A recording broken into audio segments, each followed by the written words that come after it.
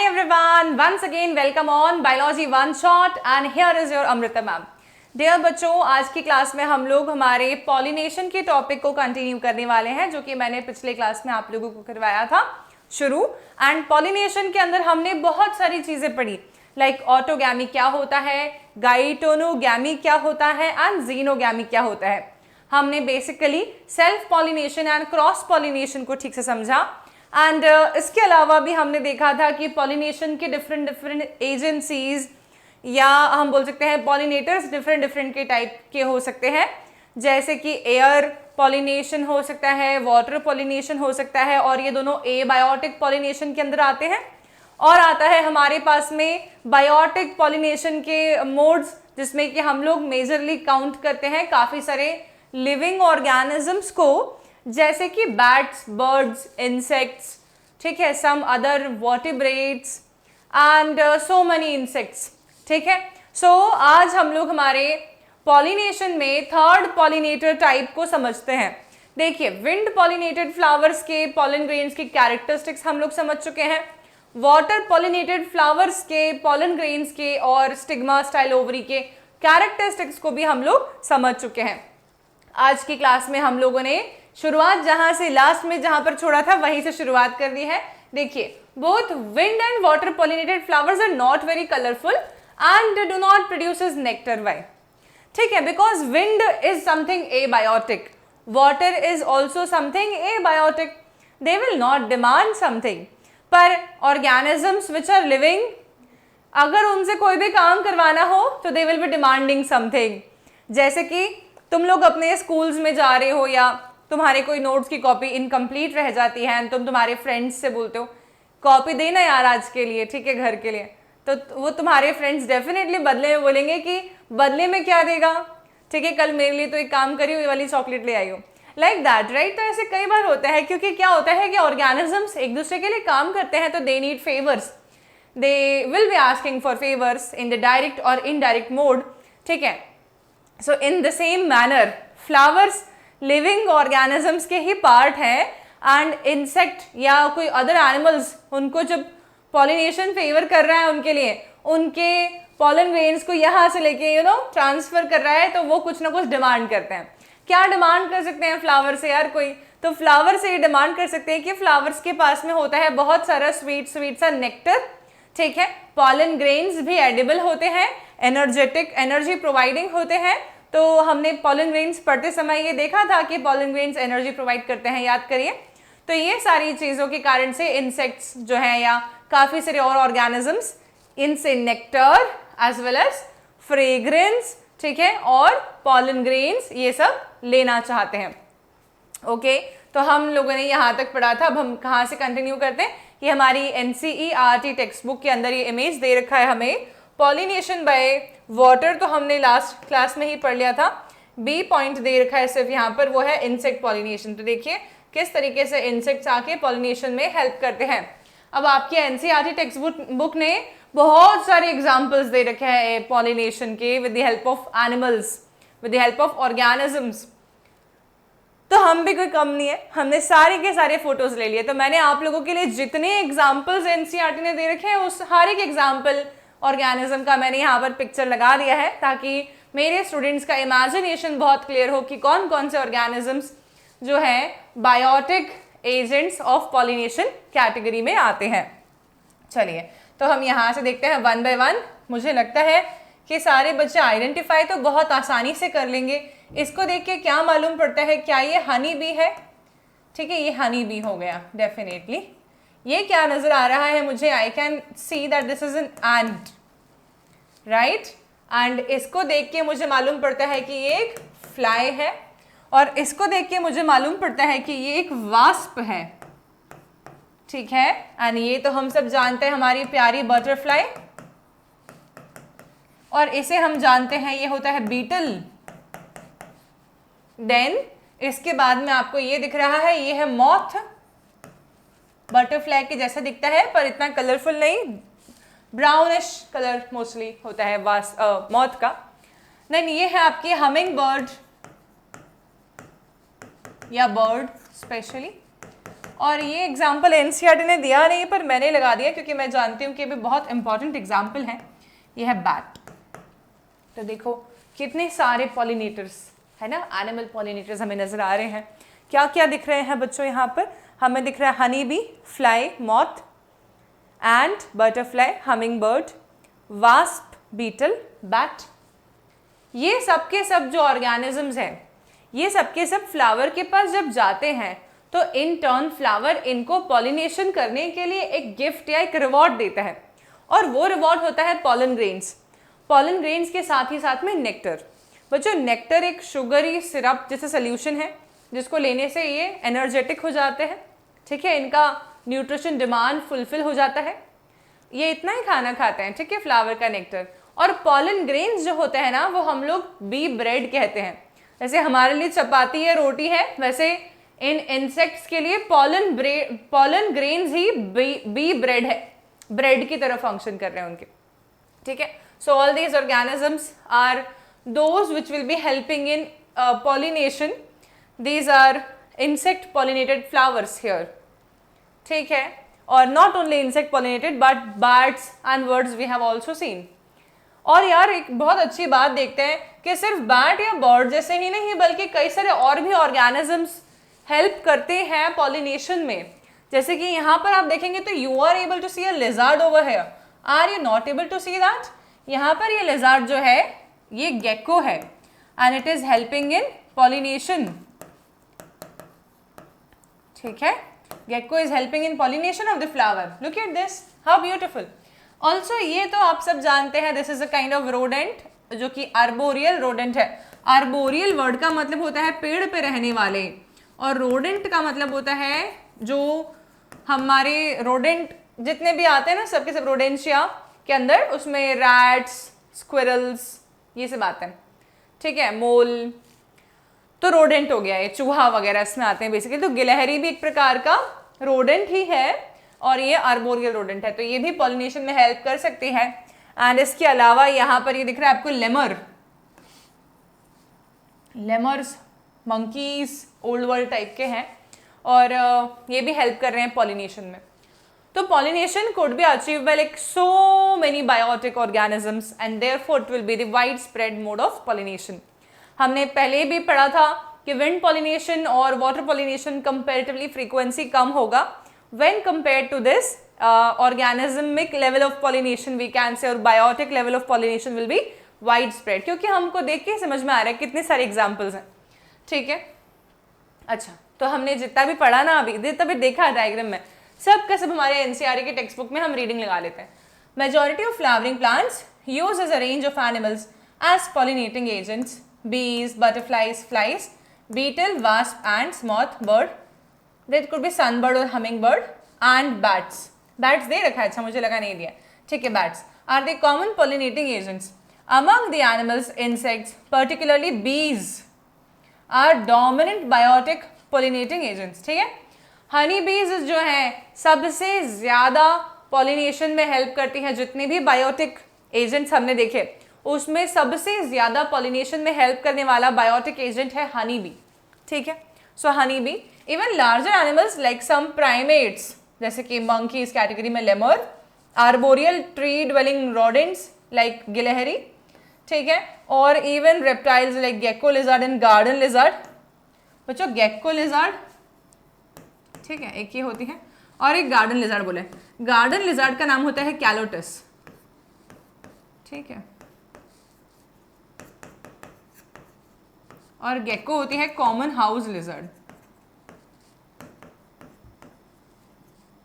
है ना। और एक और आता है हमारा कैमेलियन, ठीक है, जिसको हम लोग गिरगिट बोलते हैं, ठीक है। यह है ट्री लिजर्ड। ऐसे डिफरेंट लिजर्ड्स भी हेल्प करते हैं पॉलिनेशन में। Have also been reported as pollinated in some species, ठीक है, मतलब ऐसे कॉमन नहीं है कि हर जगह पे आपको गेको लिजर्ड मिल जाएगी पॉलिनेट करते हुए। मेजॉरिटी टाइम्स तो हनी बीज दिखेंगी और कुछ टाइम्स आपको बटरफ्लाइज दिखेंगी, फिर एंड्स दिखेंगे, ठीक है। तो ये सारे जो है ये थोड़ा कॉमन है कंपैरेटिवली। गेको लिजर्ड हो गया या हमिंग बर्ड हो गया या सन बर्ड हो गया या फिर बैट हो गया, ये इतने कॉमनली नहीं नजर आएंगे हमें as a pollinatory agent, but still they will be pollinating, therefore we have written their names. Often, flowers of animal pollinated plants are specifically adapted for a particular species or animal. जैसे क्या मतलब है इस बात का, जैसे कि यहाँ पर देखते हैं. अब मैं आपको एक बात बताती हूँ बच्चों, जो ये वाला फ्लावर है ना, ये वाला फ्लावर हमेशा ही गेको लिजार्ड ही इसे पॉलिनेट कर सकती है.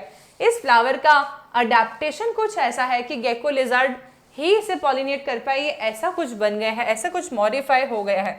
ठीक है. और ये वाला फ्लावर देखिए आप, इस फ्लावर को और इस बर्ड को ध्यान से देखेंगे तो क्या आपको ऐसा नहीं लगता कि ये को इवॉल्व हुए हैं, साथ में इवॉल्व हुए हैं? जैसे ये फ्लावर का शेप है वैसे ही उस हिसाब से इसकी बीक है बर्ड की. So definitely they must be working in collaboration, we can say. ये हमेशा साथ में मिलकर काम कर रहे होंगे और इसलिए को इवॉल्व होते जा रहे हैं. तो इस फ्लावर का शेप इसके द्वारा पॉलिनेट होने के हिसाब से मॉडिफाई हो गया है during the course of evolution. ठीक है. चलो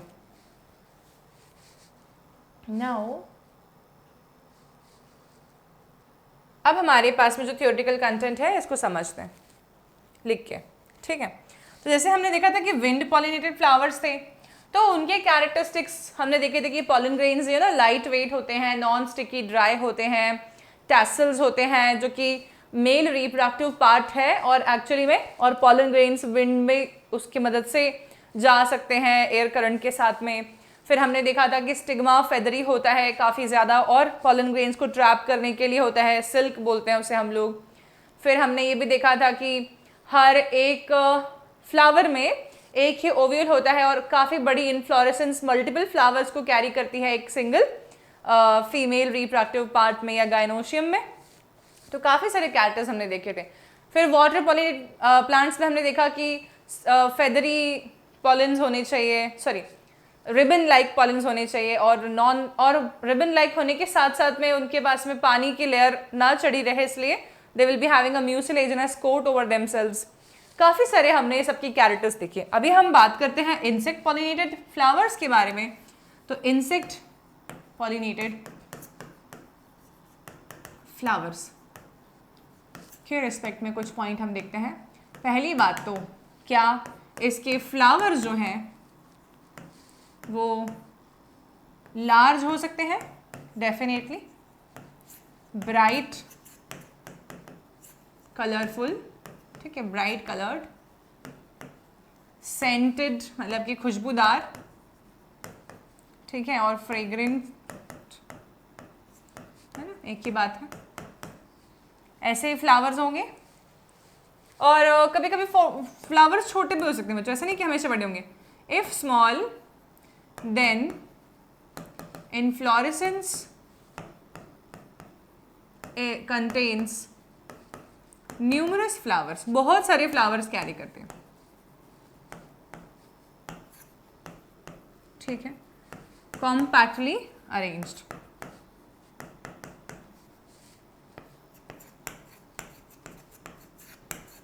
so that it could be conspicuous. मतलब क्या हुआ इस बात का? मतलब ये हुआ कि मान लो कि कोई फ्लावर है तो वो काफ़ी बड़ा है. अगर काफ़ी बड़ा फ्लावर है तो ठीक है, अच्छी बात है, और आसानी से दिख जाएगा इंसेक्ट को. वाइब्रेंट कलर होगा उसका तो इंसेक्ट अट्रैक्ट होगा उसकी तरफ, फ्रेग्रेंट होगा तो भी इंसेक्ट अट्रैक्ट होगा उसकी तरफ, राइट. नेक्टर प्रोड्यूस करेंगे ही सारे इंसेक्ट पॉलिनेशन वाले. लेकिन मान लो कि फ्लावर्स छोटे छोटे से हैं तो क्या करेंगे, बहुत सारे छोटे छोटे फ्लावर्स आपस में ग्रुप करके रख जाएंगे, ऐसे इन्फ्लोरेसेंस बनाएंगे जिसमें कि ढेर सारे minute numerous flowers are arranged compactly, ताकि वो फ्लावर कॉन्स्पिशियस दिखे, नजर आए. ऐसा नहीं हो कि छोटा सा फूल रह गया और नजर ही नहीं आ रहा है इंसेक्ट को. इंसेक्ट आएगा ही कैसे उसकी तरफ? Insect should be attracted. So for that they should be vibrant in color, they should be having either large flower or if they have smaller flowers then they should be arranged like an inflorescence counting so that वो conspicuous हो जाएं. जैसे कि यहाँ देखिए आप लोग, ये फ्लावर सब छोटे छोटे दिख रहे हैं बच्चों, लेकिन ये साथ में मिलकर अरेंज है, राइट. ये कॉन्स्पीशियस हो जाए इसलिए ये साथ में अरेंज है. यहाँ भी हम देख सकते हैं ये फ्लावर जो हैं ये विजिबल नहीं होते अगर ये सिंगली एग्जिस्ट करते, तो ये सब ग्रुप करके साथ में लगे हैं ताकि ये कॉन्स्पीशियसली नजर आ सके. ठीक है. So this is the point. Okay चलिए, अब मुझे एक बात बताओ कि एक तो मैंने कहा कि फ्लावर्स ब्राइट कलर होंगे, लार्ज होंगे, सेंटेड होंगे, फ्रेग्रेंट होंगे, और छोटे होंगे तो इनफ्लोरेसेंस जो है उसमें न्यूमरस फ्लावर्स होंगे ताकि वो कॉन्स्पीशियस हो जाए और दिखाई पड़े। मैं जब इसकी बात करती हूँ कि इसके पॉलन ग्रेन्स कैसे होने चाहिए, तो इसके पॉलन ग्रेन्स ऑब्वियसली स्टिकी होने चाहिए नेचर में, ठीक है। स्टिकी इसलिए होने चाहिए कि इंसेक्ट जैसे इसके ऊपर आके बैठे तो ये पॉलन ग्रेन्स इतने चिपचिपे से हो, इतने अडहेरिंग टेंडेंसी के हो कि वो इंसेक्ट के लेग्स पे, इंसेक्ट के बॉडी पार्ट्स पे अटैच हो जाएं। अटैच हो जाएंगे तभी तो ये इंसेक्ट जब जाके किसी दूसरे फ्लावर में बैठेगा तब जाके वो गिर जाएंगे उससे दूसरे फ्लावर के ऊपर, ठीक है। तो वहां पर स्टिग्मा पे पहुंच गए तो वहां जाके वो फर्टिलाइज पॉलिनेट कर पाएंगे, है ना। तो ये बात समझ आई। तो क्या क्या हमने देखा, हम थोड़ा सा रीडिंग लगाते हैं इसकी। देखिए, majority of the insect pollinated flowers are large, colourful, fragrant and rich in nectar. Rich in nectar तो सारे ही होंगे, ठीक है। When the flowers are small, a number of flowers are clustered into an inflorescence to make them conspicuous. Animals are attracted to the flower either by the color or fragrance. ठीक है। अच्छा, किसी किसी को अच्छी खुशबू चाहिए और किसी किसी को बदबू चाहिए है, ठीक है, कि खराब स्मेल होगी तो हम अट्रैक्ट होंगे। कौन हो सकता है ऐसा ऑर्गेनिज्म? ऐसे होते हैं बीटल्स एंड फ्लाइज। फ्लाइज जो है वो बहुत ही बैड स्मेलिंग फ्लावर्स पे जाके बैठना पसंद करती हैं, और same is the case with beetles. Beetles बहुत अच्छी खुशबू वाले फ्लावर्स पे जाके नहीं बैठते बल्कि बहुत खराब बदबूदार फ्लावर्स पे जाके बैठते हैं। सो फाउल स्मेलिंग फ्लावर्स की तरफ अट्रैक्ट होते हैं फ्लाइज एंड बीटल्स, ठीक है। फ्लाइज बोला है बेटा, ठीक है ना। Okay, to attract these animals, to sustain the animal visits, मतलब एनिमल आता रहे, फ्लावर के ऊपर बैठता रहे और फिर पॉलिनेशन में हेल्प करता रहे, ये कंटिन्यूटी में मेंटेन रहे, इसके लिए फ्लावर को उन्हें कुछ ना कुछ प्रोवाइड करना पड़ेगा। तो वो क्या प्रोवाइड करेंगे? They will be providing the rewards to the animals. Nectar and pollen grains are the usual floral rewards, ठीक है, जिसमें कि हम लोग पॉलन ग्रेन को बोलते हैं बी ब्रेड।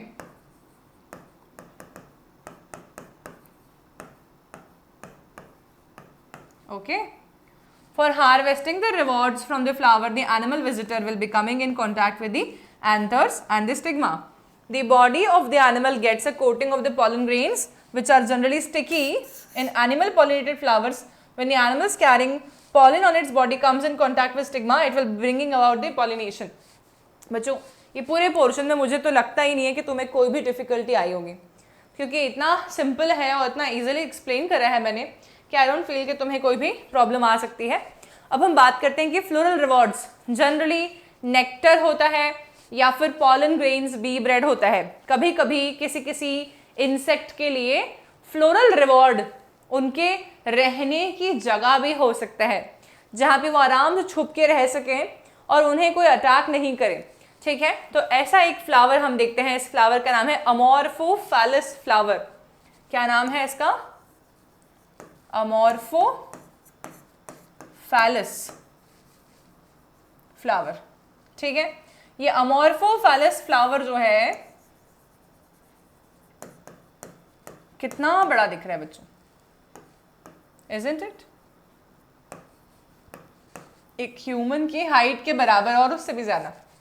इसका जो बेसल पोर्शन दिख रहा है आपको, यहाँ पर ये फ्लावर जो है यहाँ पर बेसल पोर्शन दिख रहा है, इधर इसके स्टेमन होंगे अंदर की तरफ छुपे हुए, है ना। अंदर की तरफ इसके स्टेमन्स हैं, अंदर की तरफ इसके स्टिग्मा स्टाइल ओवरी मतलब कि पिस्टल प्रेजेंट है। तो भी ये क्रॉस पॉलिनेशन कर सकते हैं क्योंकि इंसेक्ट्स आते हैं दूर दूर से इनके पास रहने के लिए, ठीक है। तो यहाँ पर इंसेक्ट्स इसके अंदर बहुत सारे रहते हैं। तो एक तो ये फ्लोरल बेनिफिट या रिवॉर्ड हो गया कि रहने की जगह दे रहे हैं, है ना।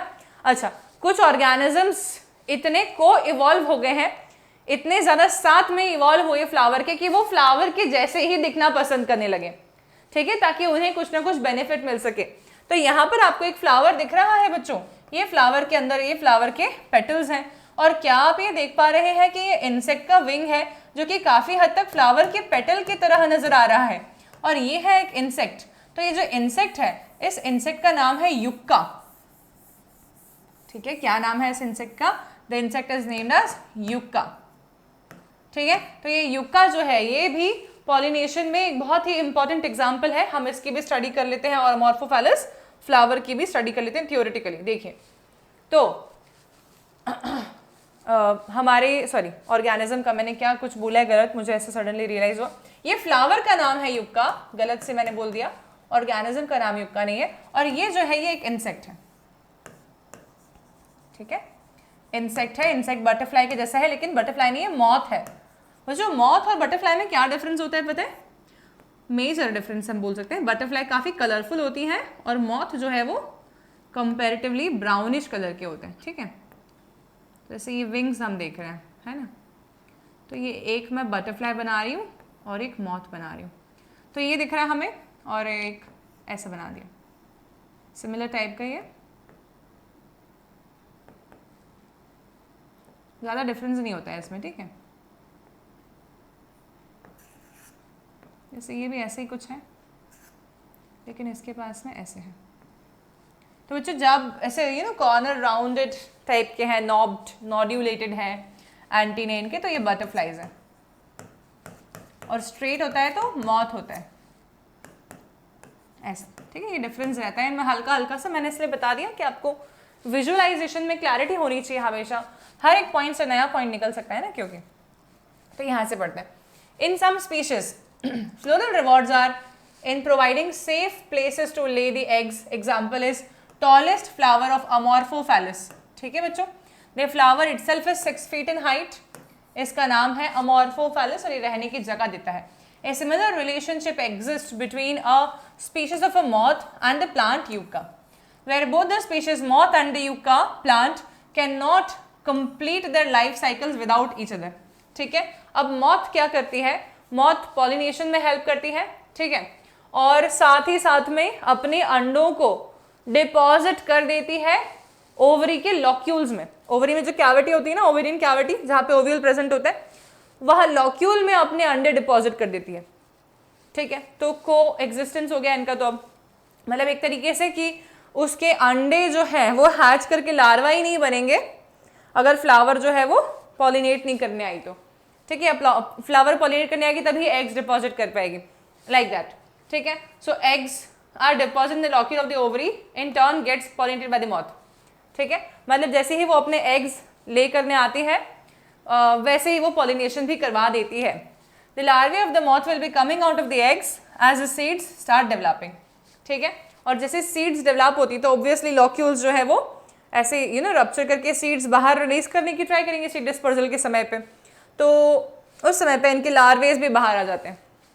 तो इसीलिए इन लोगों का को एग्जिस्टेंस देखने मिलता है। इस पे क्वेश्चन कई बार आता है कि युक्का प्लांट और मॉथ के बीच में जो रिलेशनशिप है उसमें क्या बेनिफिट है? तो म्यूचुअल बेनिफिट है, ठीक है। युक्का प्लांट जो है उसका पॉलिनेशन करवा रही है मॉथ, और मॉथ अपने एग्स का डिपोजिशन करती है युक्का प्लांट के ओवरी के लॉक्यूल्स में, ठीक है।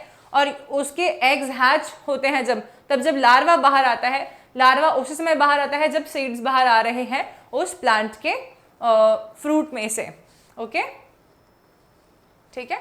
चलिए समझ आ गया।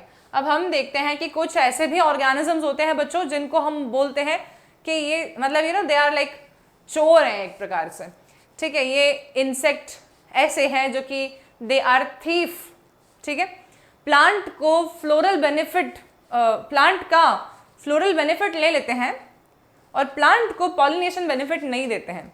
तो ऐसे कई सारे ऐसे ऑर्गेनिजम्स होते हैं, जैसे कि ये है हमारा भंवरा, ठीक है। So this organism is basically trying to suck out the nectar of the flower from this portion. अपना स्टिंग लगा के ये ऐसे करके निकाल लेता है इसका खींच के नेक्टर पूरा। उसको पॉलिनेशन करने के लिए बैठता तो यहाँ बैठता आके, लेकिन पॉलिनेशन करना इसका उद्देश्य ही नहीं है। ये एक पॉलन थीफ है, या मान सकते हैं हम ये नेक्टर थीफ है, या ये रिवॉर्ड थीफ है, ठीक है, जो कि सिर्फ क्या कर रहा है, बहुत सारे पॉलन्स ले लिया हो सकता है इसने, खा भी लिए होंगे वहाँ बैठ के, लेकिन जब ये फीमेल फ्लावर के पास जाता है तो नेक्टर ये जो है वहाँ से सक कर रहा है जहाँ पर वो पॉलिनेट नहीं करवाए। So such kind of animals will be also existing. तो ऐसे कई सारे पॉलन थीव्स भी होते हैं, okay. So this is all about the pollination. Complete हो गया हमारा पॉलिनेशन, ठीक है। Why don't you observe some flowers of the plants और any other available to you? Cucumber, mango, peepal, coriander, papaya, onion, lobia, cotton, tobacco, rose, lemon, eucalyptus, banana. Try to find out which animal visits them and whether they could be pollinators. You will have to patiently observe the flowers over a few days and at different times of the day. You could also try to see whether there is any correlation in the characteristics of a flower to the animal that visits it. Carefully observe if any of the visitors come in contact with the anthers and the stigma, as only such visitors can bring about the pollination. ठीक है? Many insects may consume pollen or the nectar without bringing about the pollination. जैसे हमने भी example देखा. Such floral visitors are referred to as pollen या nectar robbers. They are thief. ठीक है? You may or may not be able to identify the pollinators, but you will surely enjoy your efforts. तो बच्चों ये वाला जो पूरा paragraph है इसमें तो समझाने के लिए कुछ नहीं है. It's something which you have to do on your own if you have so much time. At least try to visualize 2 to 3 plants जो यहाँ पर दे रखे हैं आपके आसपास में अगर हो तो देखिए, कोशिश करें कि उनको कौन पॉलिनेट करता है. ठीक है, चलो अब हमारा एक छोटा सा टॉपिक रहता है, मतलब पॉलिनेशन खत्म हो गया. हम एक्चुअली क्या कर रहे हैं, पॉलिनेशन के साथ साथ में हमारे पास में 2 टॉपिक्स और दे रखे थे उन्होंने. एक दे रखा है आप लोगों को उन्होंने आउट ब्रीडिंग डिवाइसेस, और एक दे रखा है पॉलन पिस्टल इंटरेक्शन. तो मैं आउट ब्रीडिंग डिवाइस आपको अभी करवा रही हूँ, फिर पॉलन पिस्टल इंटरेक्शन हम लोग नेक्स्ट क्लास में करेंगे डबल फर्टिलाइजेशन के साथ में, क्योंकि पॉलन पिस्टल इंटरेक्शन के तुरंत बाद ही डबल फर्टिलाइजेशन हम लोग पढ़ते हैं. ओके, सो हम अभी राइट नाउ क्या पढ़ रहे हैं, आउट ब्रीडिंग डिवाइस. देखो इसमें समझते हैं आउट ब्रीडिंग डिवाइस क्या होता है. तो बेसिकली डिवाइस ऐसे लग रहा है कुछ सुन के कि कुछ अलग सी बात है कुछ भी नहीं बच्चों, है कुछ भी नहीं, बहुत ईजी है. देखो, plants want to avoid self pollination, that we all know.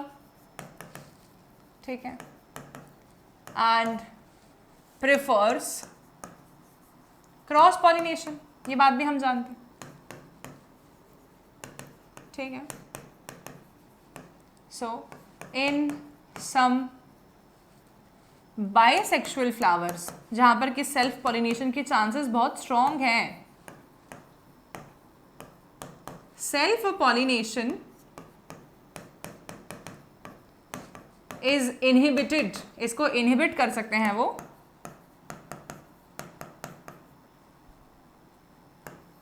Bye certain mechanisms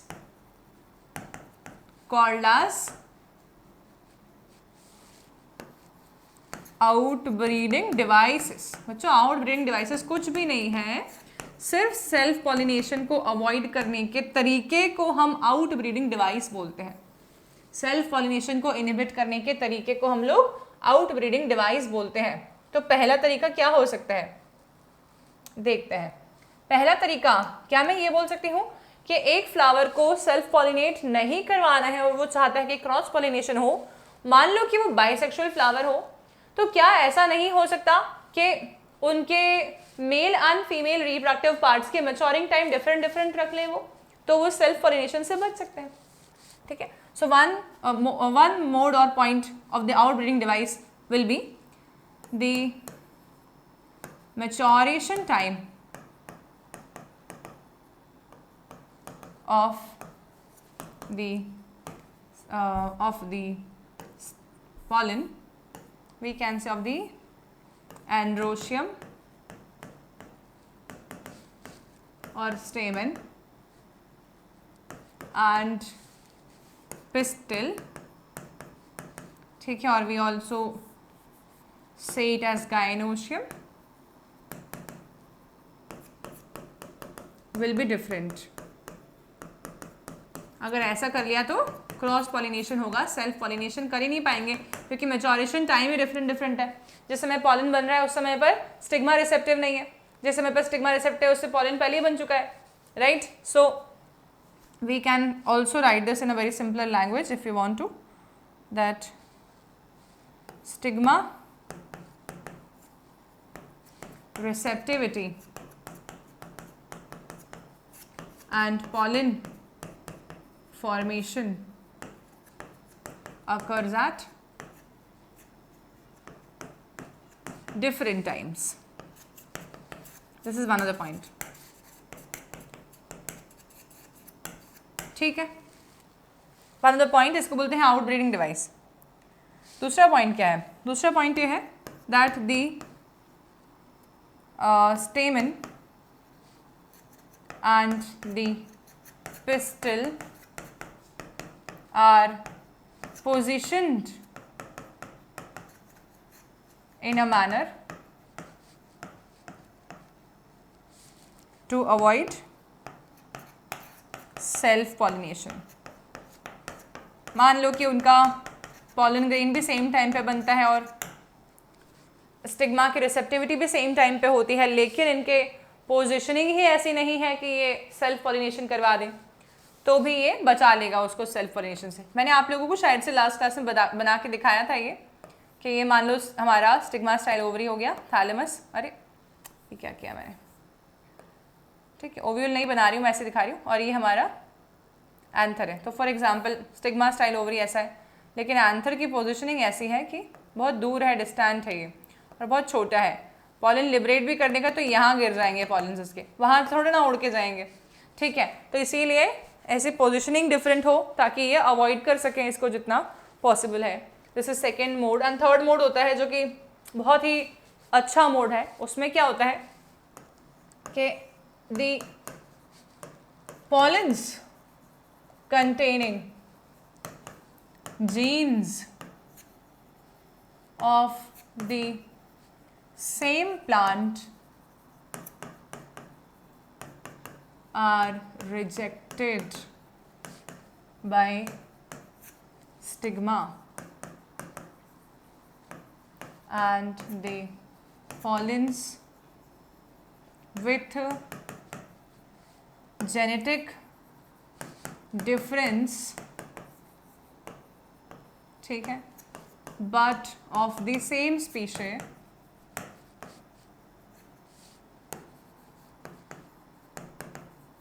will be accepted। इसको समझाती हूँ इमेज की मदद से, ठीक है, कि मैंने क्या लिखा है मैं इमेज की हेल्प से समझा रही हूँ। तो देखिए यहाँ पर हमने 3 केसेस लिखे हैं, ये फर्स्ट केस, ये सेकेंड केस, ये थर्ड केस, ठीक है बच्चों। ये वाला जो प्लांट है ना, इस प्लांट के अंदर ये स्टिग्मा स्टाइल एंड ओवरी है, फीमेल रिप्रोडक्टिव पार्ट, और यहाँ पर आके पॉलन ग्रेन लैंड हो रहा है। तो हम जानते हैं कि पॉलन ग्रेन लैंड होगा तो पॉलन ग्रेन ट्यूब बनाएगा, ठीक है। अब मैंने कहा कि क्या ये सेल्फ पॉलिनेशन नहीं चाहते, तो मान लो कि इस स्टिग्मा स्टाइल ओवरी वाले प्लांट के पास में एक जीन प्रेजेंट है, जिस जीन के अंदर एक S1 और S2 जीन है। मान लो ऐसा कि एक जीन है, और पॉलन ग्रेन भी अगर इसी पौधे का हुआ है ना, मतलब कि एक प्लांट है और उसके अंदर एक फ्लावर लगा हुआ है, ठीक है, तो यहाँ पर है ना, तो ये स्टेमन है ये, ठीक है। तो अगर इसी का पॉलन ग्रेन हुआ और इस पे जा रहा है तो ऑब्वियसली इसका जेनेटिक मेकअप में भी S1 S2 आना चाहिए। समझ आई बात? मतलब कि अगर इसी वाले प्लांट का पॉलन भी है, इसी वाले प्लांट के बाइसेक्सुअल फ्लावर में से स्टेमन में से पॉलन ग्रेन भी निकल के आ रहा है, तो उसके पास में भी S1 S2 जीन होना चाहिए। अब क्या करेंगे ये देखिए, यहाँ पर कोई दूसरा पॉलन आके लैंड हुआ ऑफ द सेम स्पीशीज, ठीक है। मान लो कि ये प्लांट है जो वो है हिबिस्कस, तो हिबिस्कस का ही पॉलन आके लैंड हो रहा है, ऐसा नहीं कि कोई और पौधे का, सनफ्लावर वगैरह का मत कर देना, हिबिस्कस का ही पॉलन आके लैंड कर रहा है, लेकिन किसी दूसरे हिबिस्कस के फ्लावर से आ रहा है, इसीलिए हम देख पा रहे हैं कि उसके पास S3 S4 जीन्स है, S1 S2 नहीं है। इसी पौधे के जीन्स नहीं है, कोई और जीन्स कैरी कर रहा है वो, तो पॉलन ट्यूब फॉर्मेशन फेवर कर रहे हैं, ठीक है। लेकिन S1 आया तो क्या कर दिया इन्होंने, पॉलन ट्यूब नहीं बनाने दिया, क्योंकि ये जानते थे कि ये हमारे ही पौधे का पॉलन है, ठीक है। तो ये सब विभीषण है ये सब विभीषण है, ठीक है। ये क्या कर रहे हैं बेसिकली, ये अपनी ही लंका जलवा रहे हैं। एक्चुअली में देखा जाए तो somewhere we can say that they are rejecting their own, they are accepting someone from outside. So we can say that S1 को रिजेक्ट कर दिया कि अरे मेरे ही पॉलन है, सेल्फ पॉलिनेट कर देगा, मेरे को तो नहीं चाहिए, I want someone from outside, a gentleman should come and release the pollens so that I will be having a flowers with genetic variability, and therefore my flowers will be producing ovaries with a very good quality seed, and the seeds will be flourishing into very good quality plants, ठीक है।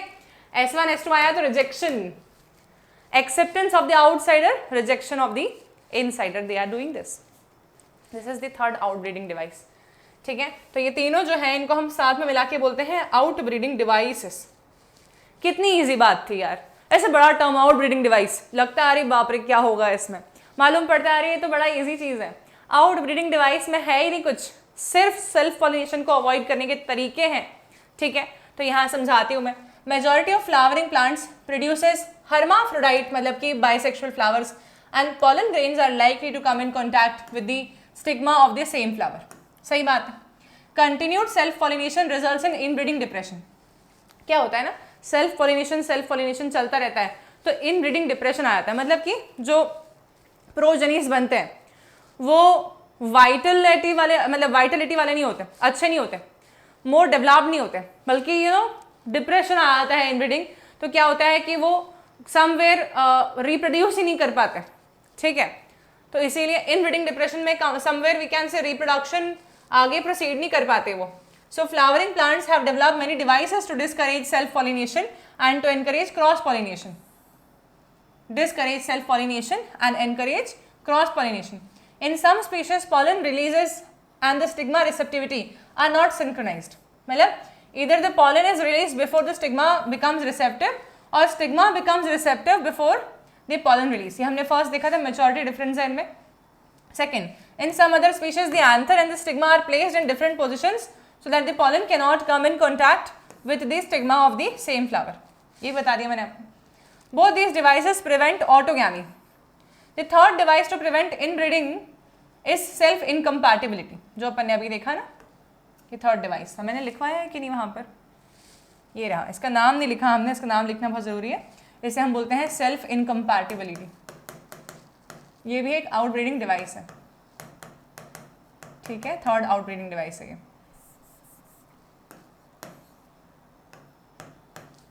Okay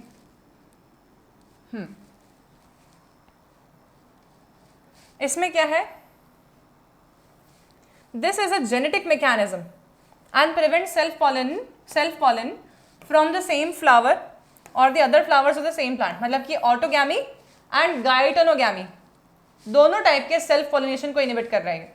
from fertilising the ovules by inhibiting the pollen germination और pollen tube growth in the pistil. Another device to prevent self pollination is production of unisexual flower. तो चौथे पे आ गए, तीन हमने पढ़ लिए, अब चौथा हमारा क्या है, चौथा ये है, इसी में लिख देती हूँ मैं 4th पॉइंट, कि फ्लावर ही मत बनाओ बाइसेक्सुअल। प्लांट ने बोला अरे यार बाइसेक्सुअल फ्लावर बनाएंगे तो बड़े पंगे हैं यार, ये करना पड़ेगा वो करना पड़ेगा, छोड़ो एक काम करते हैं अपन, बनाते हैं कैसे, यूनिसेक्सुअल फ्लावर्स। ठीक है, आर फॉर्म्ड बाय प्लांट्स। ठीक है, मतलब या तो सिर्फ मेल फ्लावर होगा या तो फिर सिर्फ फीमेल फ्लावर होगा, मतलब कि बाइसेक्सुअल फ्लावर्स हिबिस्कस की तरह नहीं होंगे ये। ठीक है, दे विल बी इधर मेल और फीमेल। सिर्फ मेल फ्लावर होता है तो हम बोलते हैं स्टेमिनेट फ्लावर, और सिर्फ फीमेल फ्लावर होता है तो हम बोलते हैं पिस्टिलेट फ्लावर। ठीक है, ये हुआ। If both male and female flowers are present on the same plant such is castor and maize monoecious, it prevents autogamy but not geitonogamy. Definitely मान लो कि एक मेल फ्लावर है ऊपर और फीमेल फ्लावर है नीचे, सेम पौधे पे है। ठीक है, जैसे हमने मेज में देखा था, याद करिए, तो टैसिलेटेड प्रेजेंट था वहाँ पर ऊपर और फीमेल फ्लावर नीचे देखा हमने, तो क्या होगा, पॉलन ग्रेन्स गिर जाएंगे मान लो उस पर, तो रोक तो नहीं सकता। ठीक है, तो यहाँ पर सेल्फ पॉलिनेशन हो गया। तो सेल्फ पॉलिनेशन में ये बायसेक्सुअल में ऑटोगैमी प्रिवेंट कर सकते हैं पर गाइटोनोगैमी प्रिवेंट नहीं कर सकते। ये भी in several species like papaya male flower and female flower present on different plants. इसलिए सबसे बेहतर ये होगा कि दो अलग अलग पौधों पे प्रेजेंट रहो, सेम पौधे पे दो मत रहो। ठीक है, तो पपाया हो गया और उसके अलावा भी काफ़ी सारे यूनिसेक्सुअल प्लांट्स होते हैं। ठीक है, तो डायोसी हो गया ये, है ना। ओके, चलिए हम देखते हैं, इसी में अपन एक पॉइंट लिखते हैं, ये फॉर्म बाय प्लांट्स। ठीक है, इसमें मैं इसको थोड़ा सा नोट्स लिखवा देती हूँ ताकि आप सब नोट्स कंप्लीट कर लें साथ साथ में।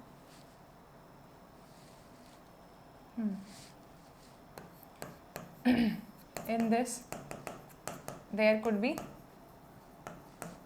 two cases। फर्स्ट केस देखते हैं अपन। ठीक है, पहला केस रहेगा इन कैस्टर एंड मेज प्लांट। ठीक है, क्या होता है इसमें? Mail and female flowers are produced on same plant. ठीक है, in this autogamy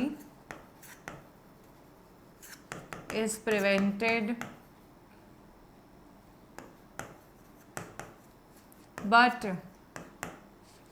Geitonogamy cannot be prevented. ठीक है, इसमें ऑटोगैमी प्रिवेंट हो सकती है पर गाइटोनोगैमी प्रिवेंट नहीं हो सकती है। ओके, चलिए अब नेक्स्ट एक और केस देखते हैं अपन लोग। ये फर्स्ट केस था, ठीक है, इसको भी इधर खिसका दो। सेकेंड केस है इसी का, इन papaya the male and female flowers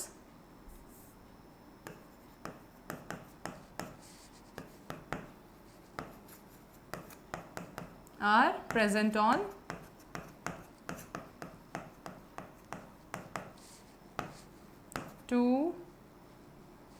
on separate plants, hence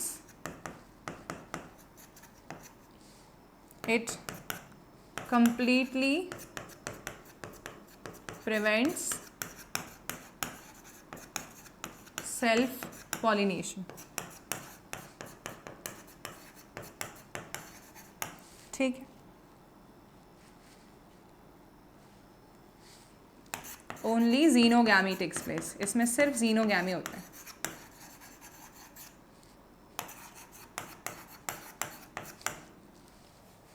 ठीक है बच्चों, तो ये हमारा पोर्शन कवर अप हो गया। ठीक है, तो आउटब्रीडिंग डिवाइसेस भी समझ में आ गए, हमने एनसीईआरटी की थ्योरी भी रीड कर ली है यहाँ तक की पूरी।